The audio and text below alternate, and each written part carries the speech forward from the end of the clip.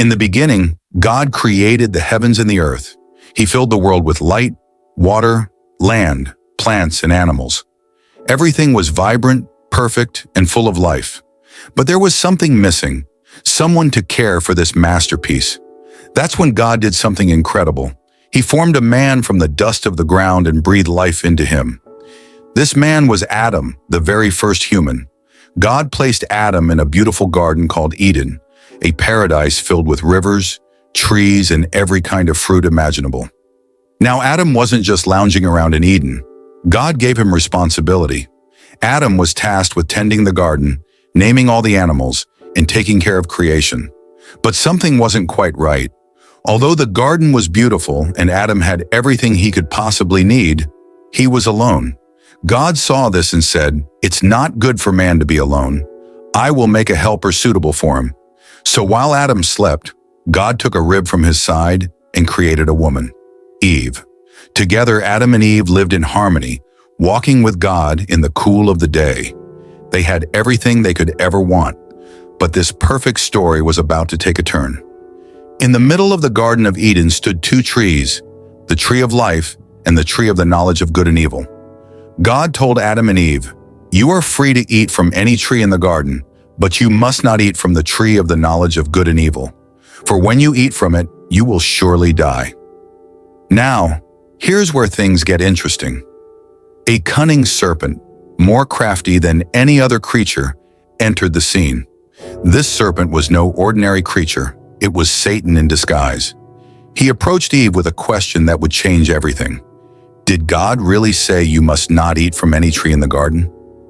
Eve replied, "We may eat fruit from the trees in the garden, but God did say, you must not eat fruit from the tree that is in the middle of the garden, and you must not touch it or you will die." The serpent laughed and said, "You will not surely die. God knows that when you eat from it, your eyes will be opened and you will be like God, knowing good and evil." Eve looked at the fruit. It was beautiful, ripe, and tempting. It seemed harmless, even desirable. So she took a bite and then gave some to Adam, who was with her. He ate too. In that moment, everything changed.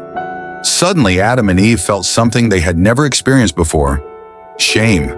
They realized they were naked and scrambled to cover themselves with fig leaves. The innocence they once had was gone. Then they heard the sound of God walking in the garden. Overwhelmed with guilt, they hid.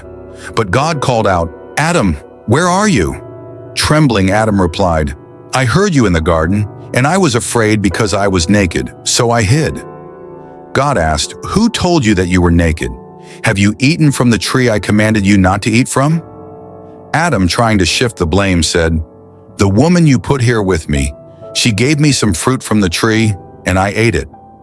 God turned to Eve, and she said, "The serpent deceived me, and I ate."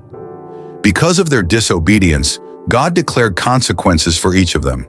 To Eve, he said that childbirth would become painful and that she would have a complex relationship with her husband. To Adam, God said that the ground would be cursed and he would have to toil and labor for food. And to the serpent, God declared that one day a descendant of the woman would crush its head, even though it would strike his heel. Then God made garments of animal skins to clothe Adam and Eve, a sign of both their new reality and God's continued care for them. But the ultimate consequence was this: Adam and Eve were banished from the Garden of Eden. They could no longer live in paradise or eat from the tree of life. Though this story seems tragic, it's not the end. It's the beginning of God's plan to restore humanity. You see, even in their disobedience, God didn't abandon Adam and Eve. He made a promise that one day someone would come to defeat sin and evil forever. This story reminds us of the importance of choices, the weight of consequences, and the incredible mercy of God. Adam and Eve's story isn't just about the past. It's about us. How often do we face temptations, make mistakes, or try to hide from the truth? But just like with Adam and Eve, God offers us grace, hope, and a way back to Him. And that's the story of Adam and Eve, how humanity began and how God's love remained constant even after the fall. If you enjoyed this story or found it thought-provoking, let me know in the comments. Don't forget to like this video, subscribe for more Bible stories, and share this with someone who needs a little hope today. Thank you for watching, and I'll see you in the next story.